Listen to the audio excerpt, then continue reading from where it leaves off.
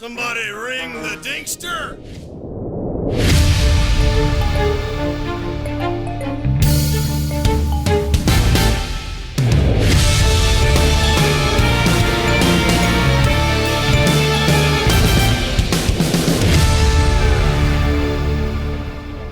Hello and welcome to another episode of Kill James Bond, your favourite podcast, with me, Alice Caldwell-Kelly, Abigail Thorne, Devon, and joined by our Australian correspondents, Tom Walker and Demi Lardner. How's it going, guys? And I choose not to answer. Okay, and Demi's referencing drama that went down before the podcast. I want to stress again that this was an artificial drama because the reason I chose not to reply was because Alice had started doing the setup, but you couldn't hear her. So it seemed to you like I just the ignored experience that Demi had was saying, "How's it going?" and no one answering. Two blank faces looking slightly down. Seeing Abigail and Devon both barreling the camera, choosing not to respond.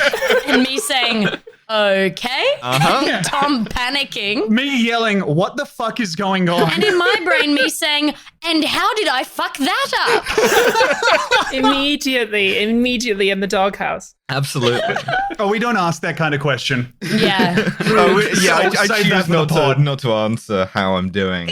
But Fuck me. we got you guys on because, Tom, of course, we had you on to watch Spy Kids 2. And Yes. that was an interesting, deranged sort of experience. And we thought, obviously, we should double down. We should get Demi on as well. Boosh. Yeah. And we should move to our main course of Spy Kids 3D. A movie with even less happening in it. Well, it's actually got way more happening in it, but there's no like story to it. No, it's like an hour and 10 minutes long, and there's nothing there.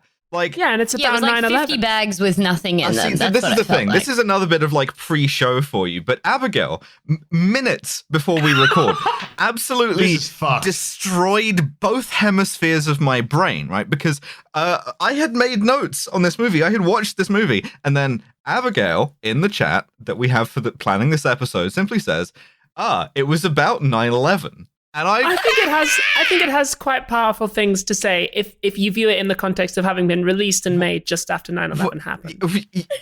I had literally, you did the exam nightmare to me where I thought that it was like 3 minutes before the recording and I had watched the wrong film. Like all of you guys had watched the fucking Robert Pattinson rom-com where he like is in the World Trade Center at the end, and I'd watched Spy Kids 3D, a movie which, I'll be honest, it did not occur to me had much to say about 9/11. But Well, we'll get there. we'll get there. We'll get there. So the gist of Spy Kids as a franchise is there are these siblings, Junie and Carmen Cortez. They are both spies. They're really small. Yes.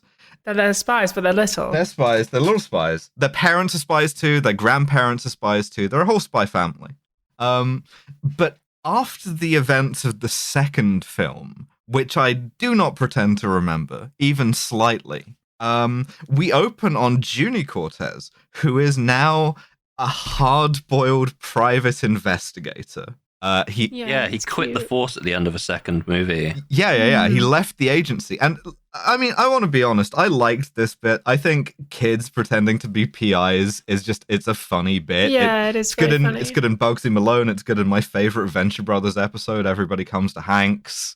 Kids pretending to do, adult stuff is really good. I like when like a child has a beard or something, like a 4-year-old with a big mustache or something. It's very good. Absolutely. I like kids being old. And so, He's investigating small-time shit, like a cat stuck up a tree, and there's a water park that's been closed down. By the way, my brain was immediately annihilated less than 2 minutes in, because the girl he meets in the water park who's hired him, did anyone realize who that's this was? the president's daughter from... No, it's not. No, it's not? Okay. No, Well, it's fuck not. me then. I'll just sit quietly for the rest of the hour then. Did nobody else realize who this is? I thought I knew who it was, but then I realized it was impossible, the person I thought it was. Who was it for real? Because I thought it was JonBenet Ramsey, but that is a... Demi! What? You think that she's been hiding there? It was Madeleine She has not McCann. been No, We found her. it's Selena Gomez. What? In one of her first roles. That she's got one line. That's Selena Gomez. Holy shit. I know. Oh my god, it is Jesus. Selena Gomez as a water park girl.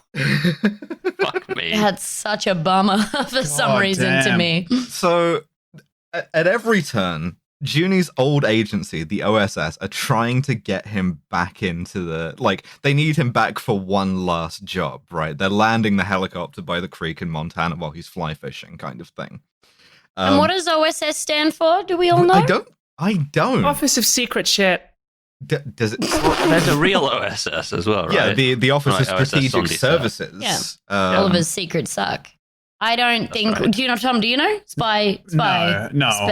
I would be so mad if of the billions of things I don't know, I could recall off the top of my head the meaning of the OSS. Yeah. But not my parents' birthdays. And as we established in the second one, he works for OSS Junior, which is like the kids' version of the OSS. That was really nice. That's right. I'm reading here that the initials in the Spy Kids universe are never specified on screen, but in one of the tie-in books, they stand for Organization of Super Spies.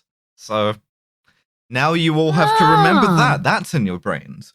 No. Because the real OSS was disbanded shortly after the end of World War II. Yes. What was the original when OSS? Steve What does Buscemi that made a bunch of stand for? mutant animals. Office of Strategic Services. Yeah. Normal spy shit. So Junie's doing private eye work in order to save up to buy himself a video game. And this video game is like the biggest thing imaginable. It has a line halfway down the block, which now seems kind of comical. And it's called like Game Over, which to me is not a very enticing name for a game. But he's about to buy this game and enter cyberspace, enter the third dimension. And instead he drops his piggy bank and loses all of his money. Yes. It's extremely good. Every single kid in the line is holding like a massive piggy bank, which is very funny to me. They've all just well, if you saved put it up. inside of a real pig, then maybe that wouldn't happen. They don't smash, you see. That is true. hard to get to On the the other store, though. hand, when you get to the counter, you do have to like disembowel a pig and leave that like pig carcass there. Which I think that just proves you Keep want the the game. pig.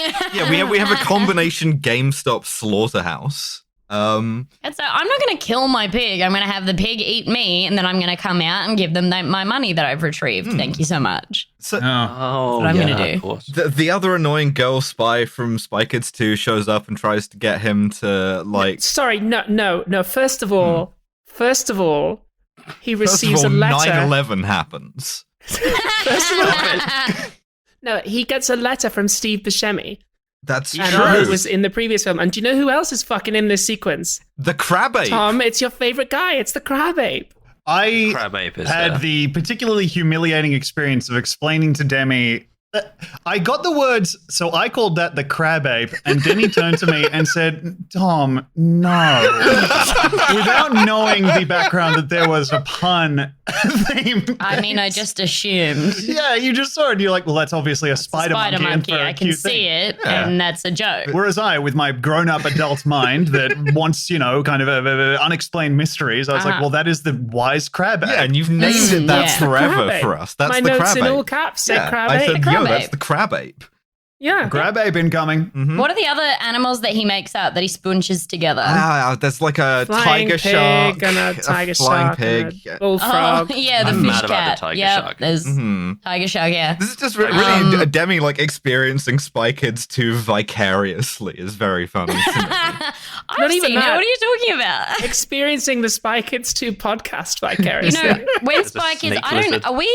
Are we similar ages? Because when Spy Kids came out, I think I was pretty much the target audience. But this came out. I was 9 This came when out in Spy Kids 3 came out. 2003. 2003, Yeah, so I just would have after been 10. 9/11. Yeah. Just after 9/11.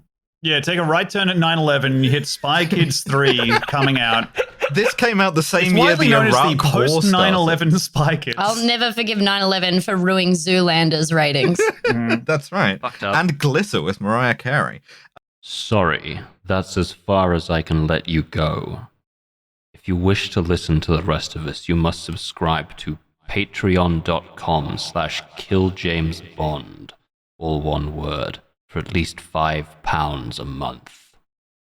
Genuinely recommend it. It's really worthwhile. This is such a fun episode with a guest that I deeply adore. Head on over. Love ya.